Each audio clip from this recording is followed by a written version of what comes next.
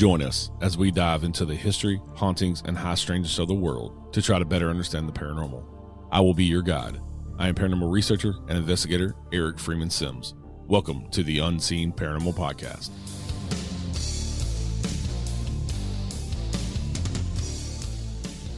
Hey everybody, welcome back to the Unseen Paranormal. On this episode, we're headed across the globe to New Zealand to chat with paranormal author, researcher, and investigator Mark Wallbank. Mark is the author of Voices in the Walls, Living the Paranormal in New Zealand, Talking to Shadows, a New Zealand's paranormal team's search for answers, and his newest book, Haunted Auckland. He's a lead investigator and researcher for Paranormal New Zealand and has over 40 years of field experience in the paranormal. Hey, Mark, welcome to the show. Thanks for joining us today. Hey, thanks for having me on. Yeah, I've got a pretty good following in New Zealand and Australia and out in that part of the world. And so I saw on social media that you had a new book, Haunted Auckland, out. And so kind of want to get a different perspective from across the world and hear about some of the hauntings out your way and just talk about your experiences in the paranormal. Sure. Always happy to talk about that. Yeah. So how did you get started in the paranormal to begin with? Because like I said, you have over 40 years of field experience. So that's a lot. It is. And field experience, i.e. that's sort of going out to the locations and actually spending time in those locations. I started doing that I would have been about probably less than 10 years old, where I started to head out to an area that my parents bought a house in an area that was just being developed. So there was a lot of farmland. And so there were lots of old farmhouses that had been left derelict, lots of old burnt out homes, burnt out hay barns and places, things like that. So I used to go out and spend time in those places. And I would sneak out at night and with my torch and scramble down through the bushes and spend time in these old burnt out houses. And I just had a fascination. I didn't really know much about ghosts. I believe that ghosts existed. I didn't know for a fact, but I kind of believed that they did. Yeah. I used to read lots of comic books and follow Scooby-Doo and all that sort of thing on television. And that was kind of my fuel. But I didn't realize that there were people out there that actually went out and researched these things. I just thought that, Scooby-Doo was where it ended, that there was a bunch of people that sort of went around hunting ghosts and monsters, and that's as far as it went. It just stayed with the cartoons. And that was pretty much it. So I didn't realize people were actually out there doing it. When I got to about maybe, I guess, I started having a few experiences around age 10, just sort of spending time in these old houses. And I started to notice things around me that didn't seem right, just things moving and just sort of just sounds and feelings and bits and pieces. And I don't consider myself psychic in any way, but I was sort of experiencing things that were very interesting to me, very intriguing. They didn't frighten me, but they had me very intrigued. And I just remember sitting in these dark old houses with a torch and the little tape cassette recorder that my parents bought me for my birthday, and just doing my own research, not knowing that I was actually doing what would later become research, I guess. It wasn't until I was about, I guess, age 12, that I found an old book in a second-hand store over here, and it was called Confessions of a Ghost Hunter by Harry Price. And the word ghost hunter sort of leapt out at me. So I bought it. It was only about $1 or something like that. And I bought it and I read it, and it was my first adult book that I ever read. Since then, I've read it maybe 10 times, and I refer back to it often because it's been a great inspiration to me. Yeah. Because I wasn't aware that anybody out there was actually doing this kind of research. I just thought that it was something in movies and cartoons. So it sort of dawned on me that there are other people out there doing what I'm doing and sitting in buildings and listening and waiting and observing and trying to document what they can. Wasn't until I saw Ghostbusters. There's a scene in the Ghostbusters in the first sort of scene where they're in the library with their little gadgets and they're wandering around looking for the library ghost. And that was my first sort of vision of a group of researchers with gadgets going out looking for ghosts. And that really inspired me. That had me very, very intrigued. I thought, wow, look at these guys going out looking for ghosts. It was fascinating. Then there's that scene where the ghost chases them out of the library and they're all running down the stairs. Yeah. Fear in their eyes. And Dan Aykroyd has this absolute look of fear in his eyes as he's running down the stairs at the front of the library. And that was my spark. That was my spark that fueled it. I just thought to myself, I want to be that guy. I want to feel that. I want to be chased out of a library by something unknown. I just want to feel that and experience that for myself. And that was my spark, really. And from there on, I just read lots of books, and just carried on researching and being influenced and inspired by those around me that had forged the way, the pioneers in the field, the early ones that were out there. I started up a team. I was probably about 15 years old, I guess, 15, 16. And myself and a couple of friends, we decided to go out and be ghost hunters. So we started this little team, and we just called ourselves the Auckland Ghost Hunting Team. No, Auckland Ghost Hunting Group, sorry. And we would just go and explore the farmhouses and the old barns and just areas around our rural area that we were living in. We sort of did that for about 3 years. And then as we sort of left school and moved on to different suburbs and got jobs and did other things like that, I went solo for about, I guess, 20 years or so. Did my own thing, traveling the world and investigating all around the country and just doing my own thing. About 2009, I decided that I kind of liked the idea of being in a team again. So I reformed a new team, and we sort of kickstarted around about 2010. And we're still going to this day. So been doing it a long time. Yeah, that's awesome. I got a similar start when I was a kid. I started when I was a teenager. We would go out to places. We would sneak into places and investigate. But I didn't even know, like you, I didn't know there was such thing as ghost hunters out there until I think I was 18 or 19, and a friend of mine bought me a book that was The Beginner's Guide to Ghost Hunting. And that's when I figured out, there's all these people out there actually in groups, like actually doing this. I thought that's just what, it was one of the things. There was a certain place that we snuck into that's just something you did in high school around here when you were about to graduate and you were older and a teenager, and you just went out and snuck in these places. And so, yeah, I found that interesting. I've never heard anybody else say that, admit that they didn't know what a ghost hunter was until they got into the stuff and actually understood that there were people out there doing it as well. Yeah, I was quite surprised. Yeah, and I've been doing it since I was a teenager. I'm 40 now, so about over 20 years, I guess. But yeah, 40 years, man. You've been to, probably couldn't even count the locations that you've been to. Oh, I'm not too sure, but I must have done, I don't know. I mean, with our team alone, just with the team, we've possibly done over 200 investigation sessions. That's not individual locations, but sessions in places. Yeah. Possibly about 200 there. And I would have done maybe, I don't know, possibly about 10 to 20, I guess, leading up to that in my own time, just sort of full investigation. Ones where I'd actually spend a lot of time, not just sort of, an hour, but, spending quite a bit of time and repeat visits and going back to these locations and all that. So, yeah, it's quite a bit of time. And there's a lot of locations that we do today as well that we've had many years of going back to and returning to. We had one place, it was an old school, and it was shut down, and we got the lease for that. We had the lease for about 2 years. And in that time, we did about 25 different sessions, 25 sessions of the one location. And so we're finding these days, with our reputation, we're actually starting to get the trust of a lot of historic location owners. Yeah. And they quite happily let us in there now and give us the key and just allow us unlimited access to places, which is fantastic.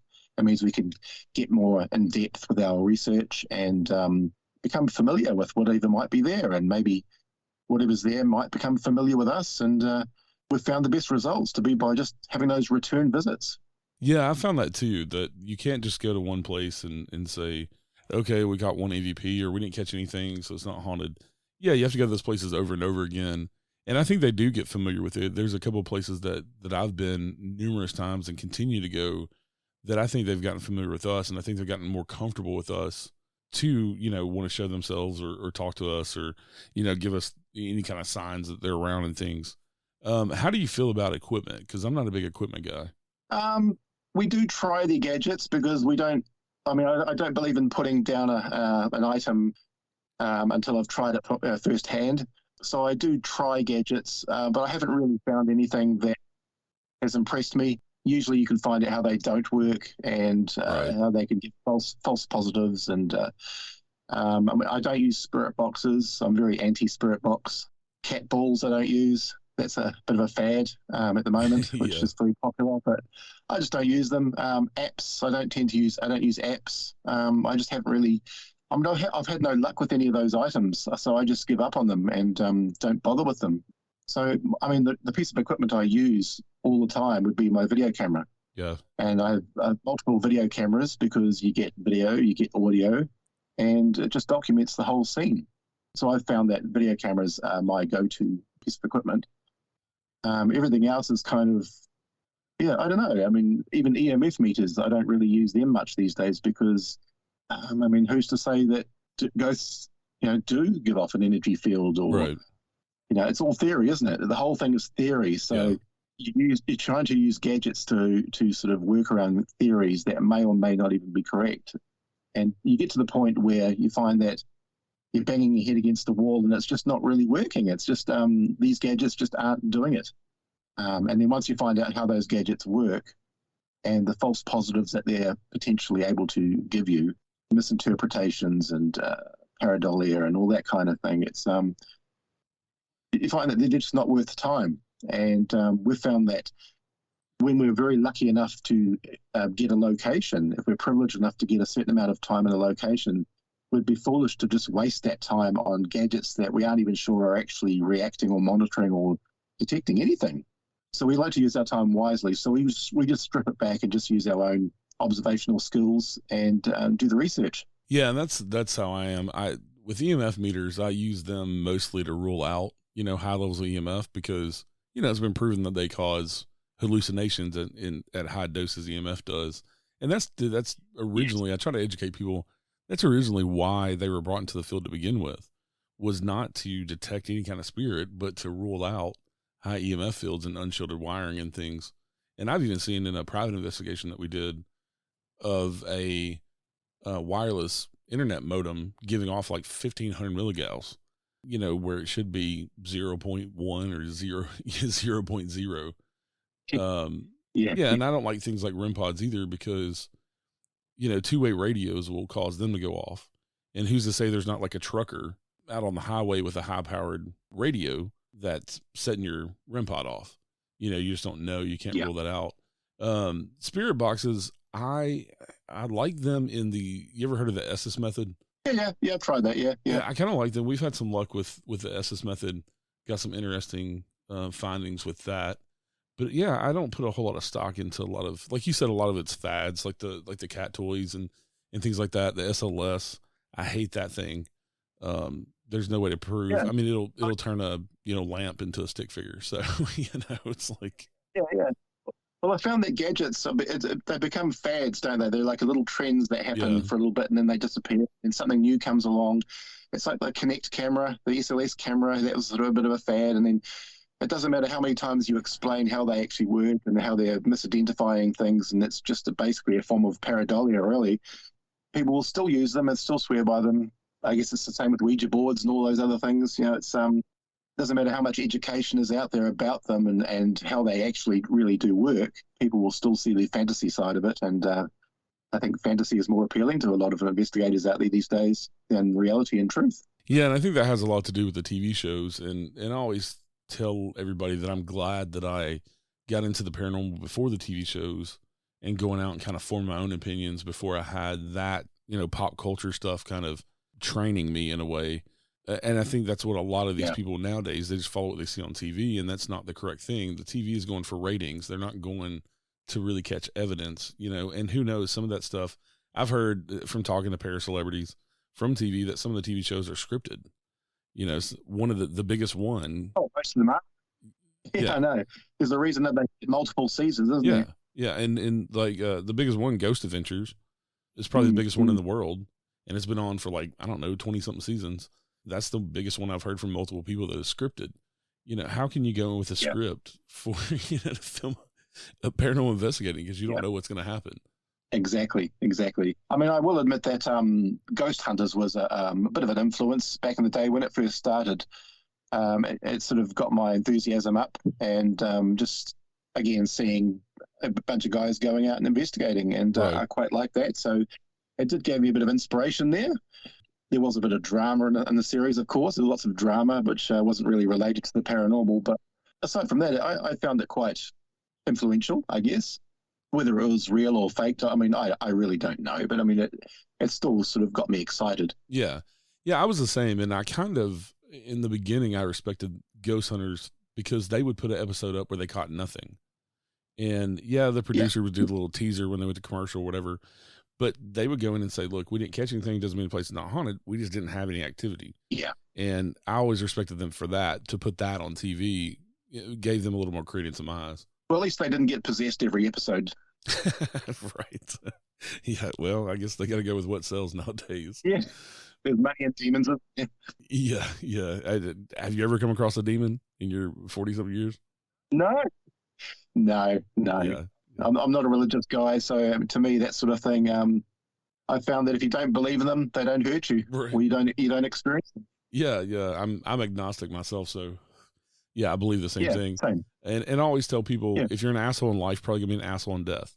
Like, why would you? Exactly. I mean, why would you change? And that's right. Yeah, and going back to equipment, my favorite piece of equipment is just a recorder. I mean, just getting EVPs, that makes me more excited than anything because that's, a direct voice that you can't necessarily explain, answering your question and things. And some of the best EVPs I've ever gotten was when we were just leaving the recorders going and we're just talking and then they chime in or laugh at what you're saying. And you're like, where did that laugh? That's not anybody's voice that's here. That's the stuff that I find the most interesting. Yeah. Oh, we've had a few EVPs in the past where we found quite surprising. There'll be a bunch of four men in a room and doing the investigation, and over the top of us will be a woman's voice, sort of just saying a few words or a little phrase over the top that you can just vaguely hear, a little murmur of something. We've had, the sound of children singing, a child singing over the top of one of us, and just things like that. So, little snippets of audio that are very intriguing that just sort of keep you excited. Yeah, and I call myself a skeptical believer because I go into it, and another motto of mine, I have a bunch of mottos, but another motto of mine is that we don't go and investigate a haunting, we go investigate the stories of a haunting. And, because I try to keep my bias down I do my research and know the history in the stories, but I try to keep the bias down by not buying into those stories. What is kind of your approach to researching and investigating, especially before you go to a place? Well, I like to know the history and of the actual building itself. I don't sort of listen too much about the ghost stories. I mean, people will often tell us that up front anyway. They'll just say that this was seen and this was seen here and there. So we do hear the stories of what's been seen there, but we do research a little bit about the history of the building itself, when it was built, how it was built, and various families that have been through there.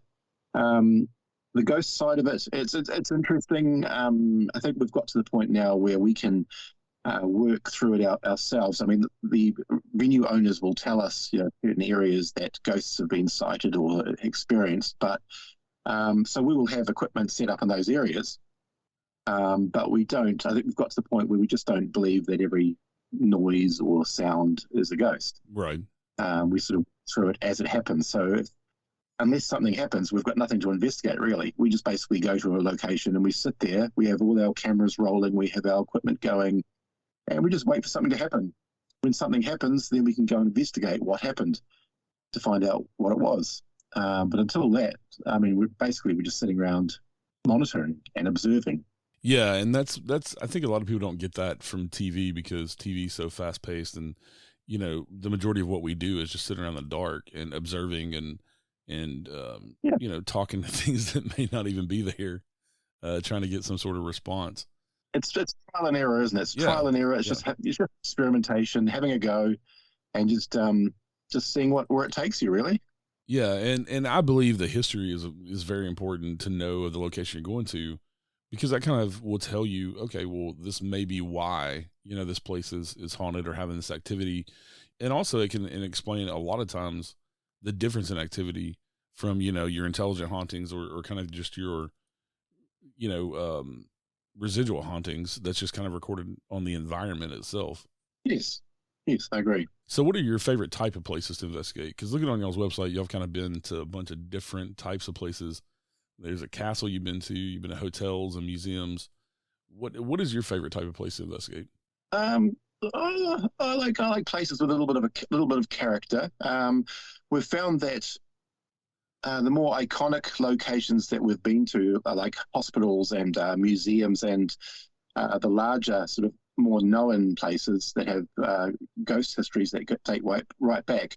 We haven't experienced anything, but it's more the sort of unknown locations that we get tip-offs, and we get historical location owners will say, look, you might be interested in this place. So we'll go and have a look at that place, and that's where we'll get the most activity. Usually it's the places that people don't really assume to be haunted. Yeah, I get excited to find those places too, because going in and being some of the first people to go in and actually investigate, and because you don't have all of those trumped up stories a lot, you might not have any stories, and so yeah, I get excited to find those places. Well, there's been places where I've just seen an old building, and I've contacted them. I've just called them up and I'll say, hey, look, I'm just curious. Have you had anything unusual activity happening in this place? Because I've just been noticing your building, and I'm just wondering. I'm just curious. And oftentimes they'll say, well, funny you should ask. Funny you should ask that, because yes, we have actually had some unusual things, and they'll start telling you all these stories of activity that they've been having through the years that don't get heard outside of that building. They don't tell people. It just stays local. It just stays within in-house, and only the staff really know about it. Yeah.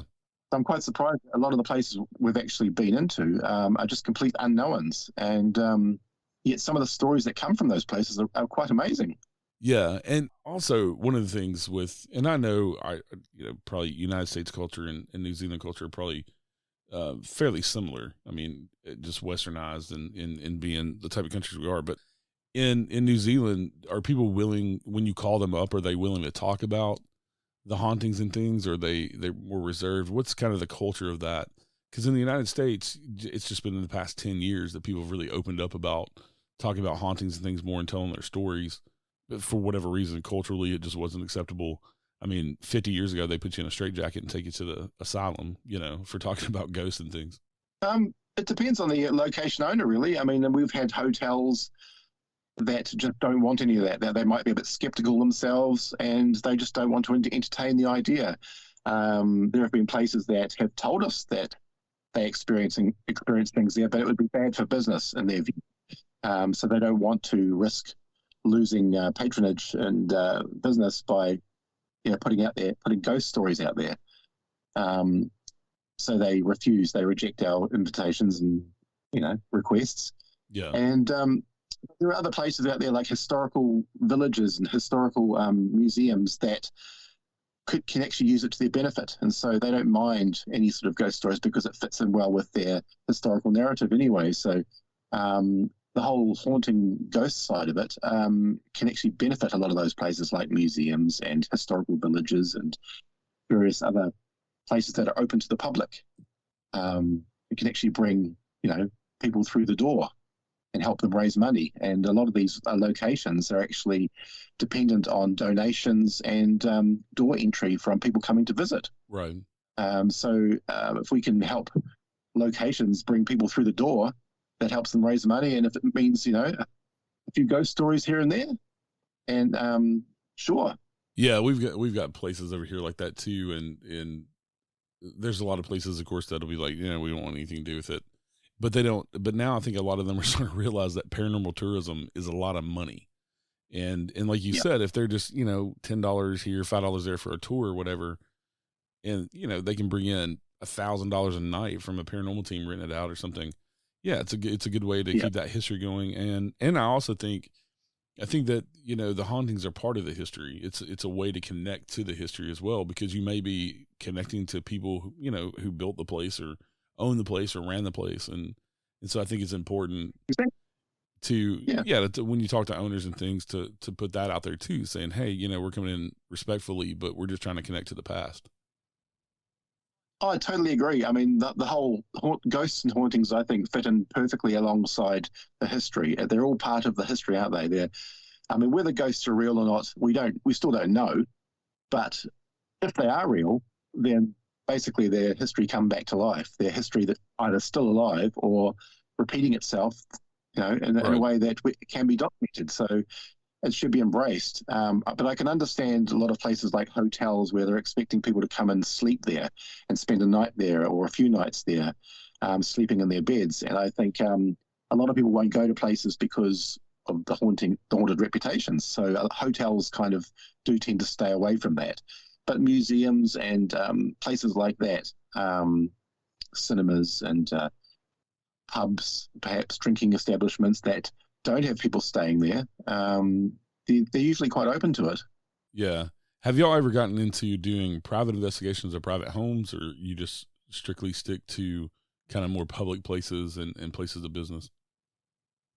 We used to do private homes all the time. We used to get calls and would go in there, and we would usually do like maybe one or two per month. And it got to the point where there was a pattern. We were seeing a pattern, and the majority of times it was mental health related, and it was either belief.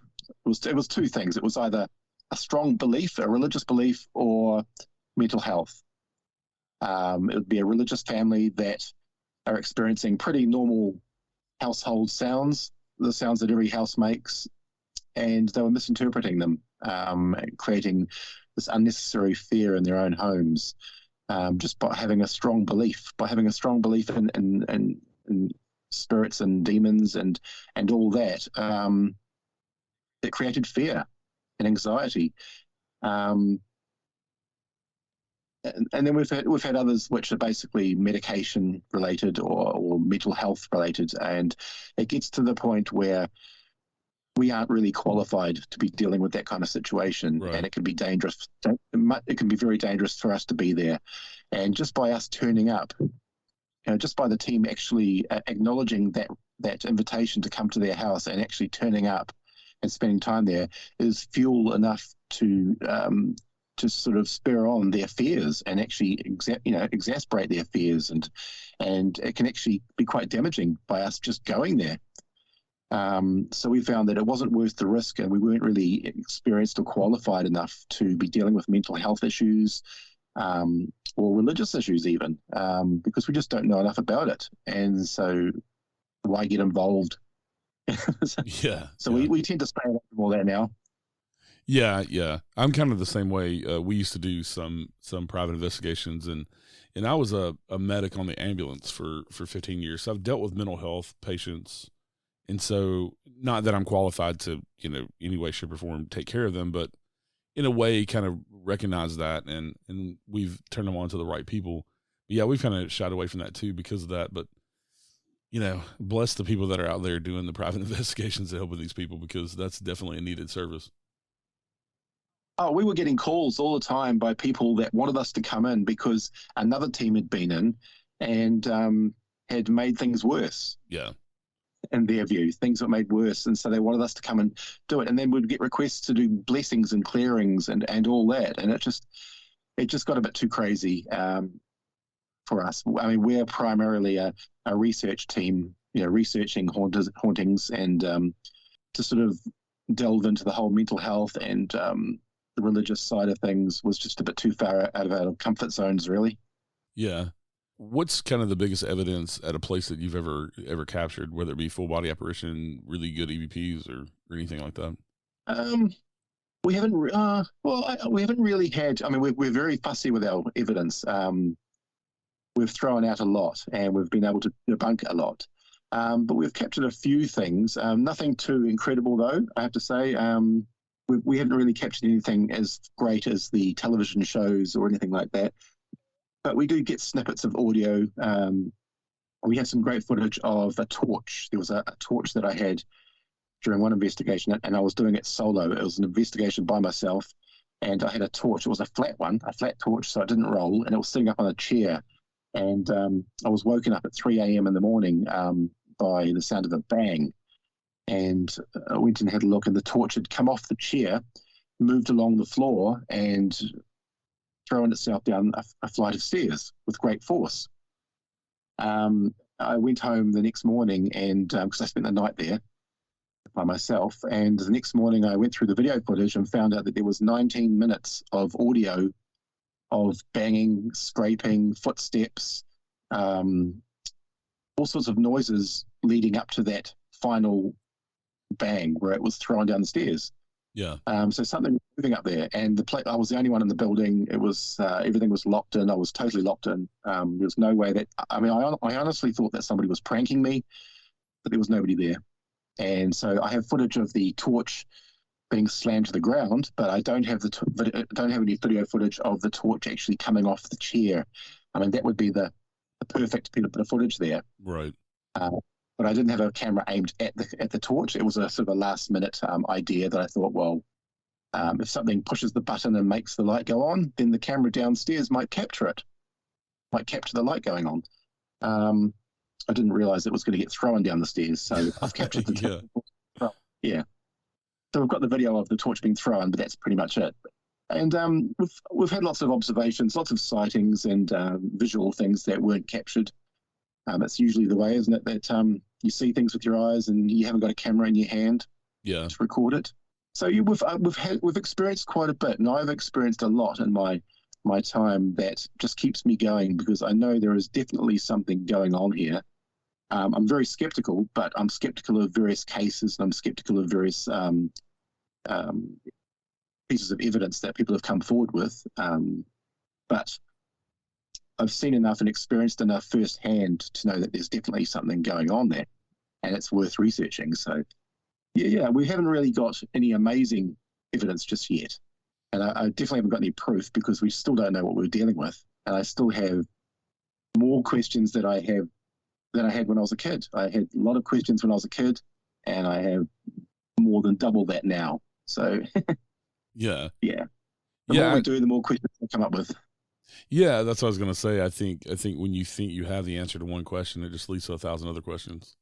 So when you think you may have something figured out. Yeah, I mean, just when you think you've got it figured out, something else happens, and it just throws that out the window, doesn't it?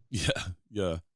And I saw on your website that y'all have a Kiwi cryptids and UFOs. So do y'all do investigations of other phenomena besides ghosts as well? We try to, but with UFOs, I mean, you can only go so far with UFOs, because once it's happened, you can't sort of do anything about it. You can't go and investigate it. So we basically have an interest in UFOs and cryptids, and we document them as far as newspaper clippings and articles and cases and reports and things like that. We log those, and we have case files and things like that. But we don't have enough. We have a few sort of mysterious cryptids, but a lot of them are sort of based in Maori folklore.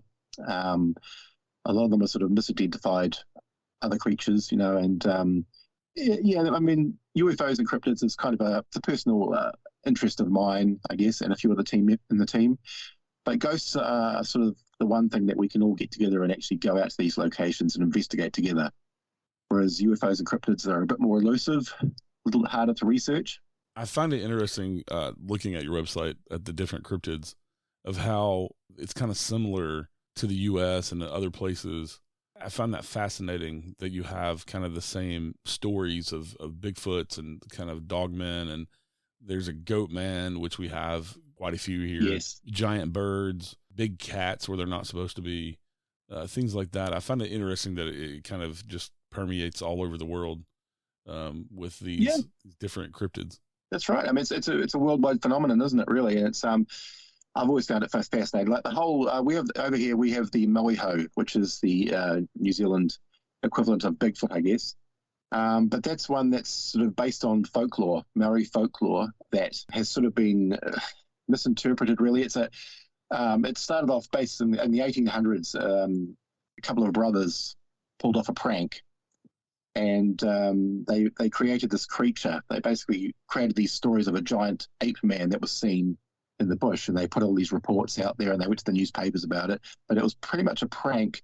But it was based on Maori folklore, which is there was the Maori stories tell of the Moeho, who are guardians of the Moeho mountain, and they were basically described as being 5 foot tall, just short, foot covered in hair, and a reddish color.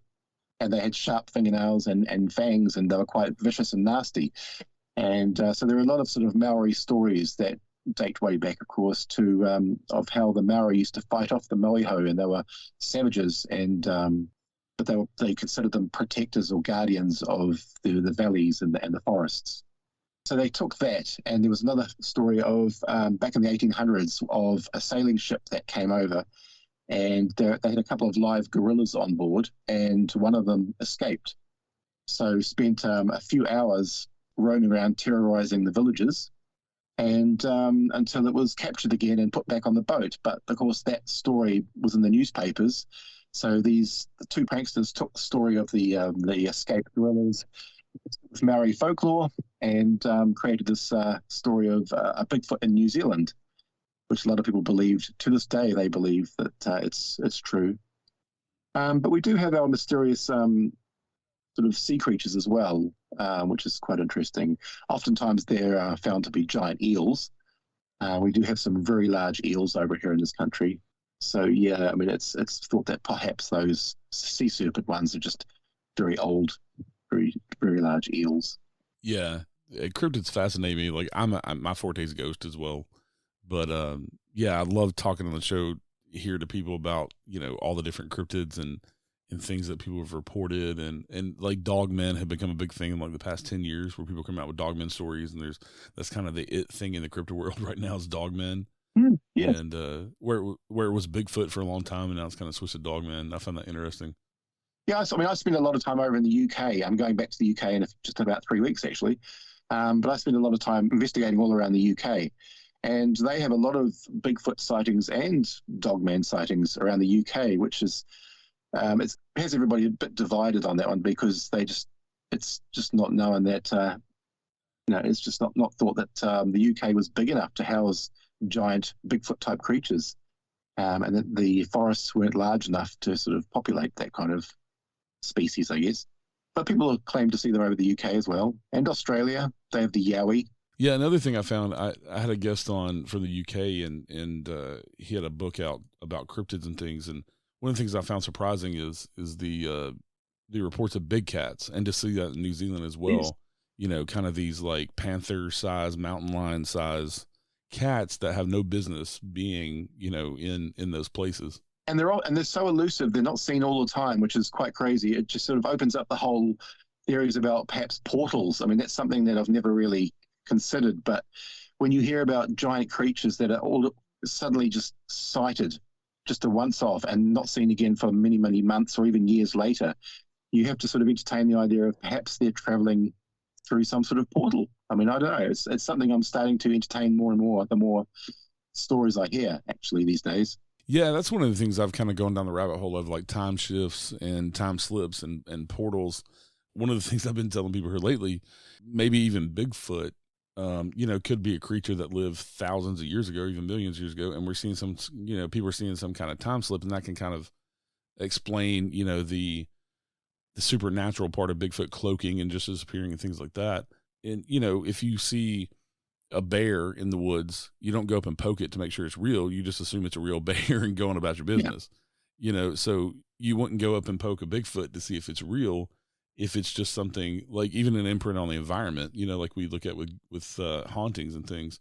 But yeah, I kind of, that explains to me a lot of things in the paranormal, maybe not all of it, but with a lot of hauntings and things, could be sort of time slips and things like that. And if portals are a reality, well, I mean, that could explain the Loch Ness Monster, and where old species of creature like Bigfoot and Loch Ness Monster and that sort of thing are able to sort of move through the different areas. I mean, I've read so many articles about and so many reports of somebody spotting a Bigfoot, and they'll see it right in front of them. Then it'll just move behind a tree, and then it'll just disappear. It goes behind the tree and disappears, and it's like, where does it go to? I mean, it just right. Something that's 8 foot tall isn't going to suddenly disappear, but it moves behind a tree and just disappears. So you have to sort of think, okay, how is that happening? Yeah. So over here in the U.S., the big thing here lately has been Skinwalker Ranch, and I'm sure you're familiar with Skinwalker Ranch. Yep. All the different phenomena happens there. Well, these different triangles have been popping up, what people call triangles. So you have the Alaskan Triangle now. There's a triangle out where Skinwalker Ranch is. There's the Bridgewater Triangle in New England, part of the United States. And, of course, the infamous Bermuda Triangle off the coast of Florida. Yeah. Do y'all have anything like that in New Zealand where there's just all this high strangeness of every phenomenon you can think of in a kind of defined area? Nothing I can think of, nothing that I've heard recently. I don't think so. I know the South Island of New Zealand has a lot more sightings than say the North Island, but whether that's, I don't know, I'm not too sure, but it's a lot more isolated down there, and there's a lot more forest and uncharted areas, I guess, down the South Island than there are on the North Island of New Zealand. Yeah, these triangles, like it's everything you can think of paranormal wise, even like weird, strange disappearances and Bigfoot, dogmen, UFOs, ghost, and it just seems to be concentrated in these certain areas. I even know a few like individual locations not far from me in Kentucky. This one location in particular, they've had people claim every phenomenon you can think of, from portals to time slips. They'll even tell you when you go investigate there, if you're outside and see like the air looking shimmery, kind of like when the heat comes off the pavement. Yeah. Like, stay away from it because they're afraid it's some sort of portal, or, they don't know what's going to happen to you. So, I just find it interesting that these places have all of this high strangeness and weird things going on. The newest one here in the United States is the Texas Dogman Triangle. Oh, yes. I've heard of that. Yeah. Yeah. A researcher, he put together a book, and then Small Town Monsters has done a documentary on it. But, he just found that the majority of dogman sightings in Texas are just in this triangle between these three cities. So I just wonder if there's anything like that in New Zealand as far as, be in one particular area or not. Not really. It's very, we're only a tiny country anyway. Right. It's a very small country, so we don't have as many sightings, but I haven't noticed any real pattern at this stage. And also, y'all have gotten into looking at urban legends, kind of diving down those rabbit holes. And so what have you found? Have you found any urban legends that you may lend some credence to, or kind of not really had any luck with any of them? Not really. With the urban legends, we just sort of document them. We just document them as we hear them, and I put a lot of them in my latest book. I sort of write them down and sort of gather the stories together as I hear about them. But they aren't really sort of stories that I can actually go and investigate and look into. I can go and document the areas and the house or the road or whatever the legend is. I can go and photograph it and video it and things like that. But yeah, it's a matter of being at the right place at the right time, isn't it? To sort of capture whatever it is in the urban legend itself. But the stories, we're just fascinated by the stories and the occurrences and people's experiences. Because a lot of these urban legends, like there's one at the Auckland Domain, which is by the Auckland Museum. It's a giant domain, a reserve park there. And there are stories going way back about the three witches. There are three statues in the park, and they were built many years ago as a sort of a sculpture with a positive theme. It's actually called the Three Muses. It has three men standing there posing. But that's sort of morphed a bit into the three witches. And so now there is a story about the three witches in the domain. So and there are a lot of stories that have come from that, where people have been attacked in the park. They'll go there at night and they'll hear screaming and they'll hear growling. They'll have something with red eyes that jumps out at them. They've seen an old hag, like a witch-like character that's sort of roaming around the trees. At certain times at the night when the moon is full, the shadows in the trees look like there are people hanging from the trees. Things like that. So there's a lot of spooky urban myths, but you sort of have to be there at the right time to sort of get the full force of the story, get the full effect. Is there any techniques that y'all use that you really haven't seen anybody else use? Not really. Not really. We sort of keep it very simple. Our investigations are pretty much just observation and documentation. Yeah. And we'll just see where it takes us with that. If something happens, then great. We'll investigate that and we'll look into it and find out, how things happen and why things are happening. And if we can recreate things, that's great. If we can capture something on video or whatever, that's great as well. But we try and keep it very stripped down, very simple. Pretty much just sitting and observing and waiting. We don't sort of do too much. We don't get too involved. We don't like to sort of muddle things up with too much. I think too many gadgets, too many ideas, and too many thought processes can just muddle things up. Yeah. And we like to keep it simple. Yeah. And keep yourself out of the investigation as much as possible. Yeah, pretty much. Just sit there and just wait for something to come to you. Yeah. So I know 3 of your books are on sale on Amazon. Where can people get Haunted Auckland if they would like a copy? Haunted Auckland is that's the latest one. That's on Amazon as well. Okay. I've actually got 4 books out. There's another one called Haunted New Zealand Road Trip, which was out on a local publisher, and that's, I think, you can get that through Amazon as well. So there's actually 4 books out, and Haunted Auckland was my latest book. And I figured it was just time to do one because it's where I come from. It's the city that I've grown up in. And Haunted Auckland was the name of the team. We recently changed it to Paranormal New Zealand or Paranormal NZ. So we sort of changed the name. So it was kind of an ode, sort of a tribute to the old team name, which was Haunted Auckland. So yeah, we've done that, and that's on Amazon as well.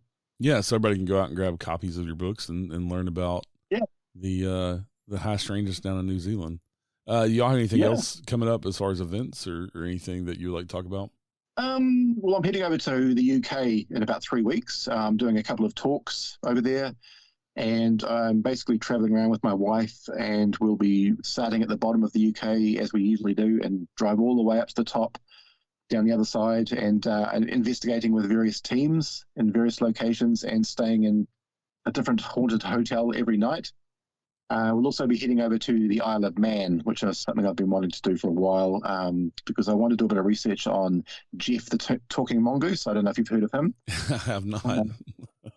Jeff the Talking Mongoose was a character that was created many years ago. There was an old farmhouse up there, and a family lived up there, and a mongoose just turned up one day, and it started talking to them. It was quite an intriguing one, and it was known locally through all the village, and it got to the point where Harry Price actually heard about it, and he travelled over and spent time there with the family investigating the mongoose. Oh, wow. Yeah, so I'm a big Harry Price fan, so yeah, I'm going to do a bit of a pilgrimage across the land to find the old house. Apparently there's some bits and pieces of the old ruin there of where the house used to stand.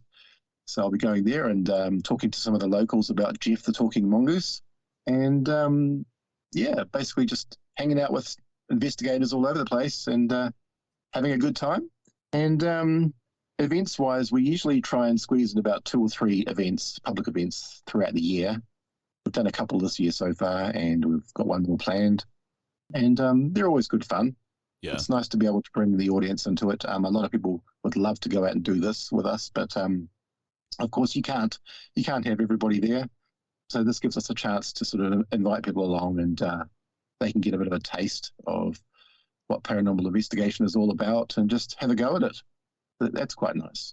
Yeah, I like doing events, especially because like we were talking about, helping the historic locations and bringing more awareness to them, not just for the hauntings, but actually teaching people some history while they're kind of being entertained with the paranormal investigating. Yeah, and we've found a lot of people live in fear. They don't. They live in fear of the unknown, and so this gives them a chance to be in a safe environment where they can be with experienced researchers and use the equipment and have a go and just get a feel, just a first-hand experience for themselves. We also bring along Ouija boards as well. I've got a whole bunch of Ouija boards, and a lot of people have fears about Ouija boards, and so we give them the opportunity to have a go with one and use it. And we show them how they work and how they don't work. And they come out of that session with a lot of knowledge and a new understanding about quite a few things and less fear of the unknown. So it's about education. I think education is key in all this. So we do everything we can to try and educate people. And we don't usually sort of pass on information that we haven't verified ourselves. Especially myself. I mean, I don't tell anybody anything that I haven't figured out for myself, or trialed and found out the truth and the facts. I would never say that a place is actually haunted. I have never said that a location is actually haunted because, number one, I haven't got enough evidence to back up a statement like that. Yeah. And I think it's reputation suicide, really, to state that a place is definitely haunted when you haven't got anything to back it up, because journalists and the news media, they will ask you, and they've asked us many times, what is the most haunted place that you've been to? And Right. we've had team members say, yeah, this place. And the journalists will turn around and say, why do you think that?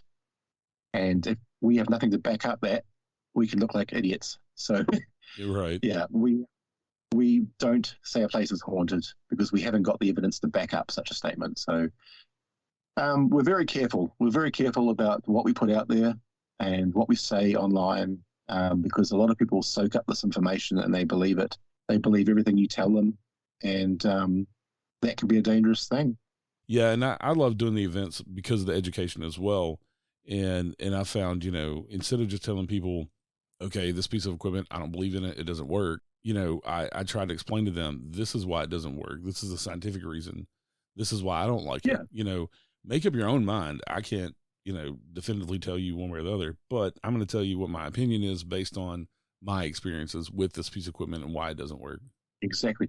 Whenever I do a presentation or a talk anywhere, or whenever we do a public event, I always state a little disclaimer at the beginning saying that we are not going to stand here and try and convince you either way that ghosts do or don't exist. Right. And I tell them straight up, I do not expect you to believe everything I tell you. I expect you to go out and think for yourself and find out whether there's any validity in what I'm saying. Yeah. Don't just blindly believe everything I say. Look into it for yourself, do your own research, and come up with your own answers and your own conclusions. All right, Mark, thanks for coming on and chatting with me today. I really enjoyed the conversation. I appreciate it. It's always nice to chat to anybody that's interested in this kind of thing. It's it's been great. All right, everybody. We'll see you next time. Stay safe out there. Have a good day.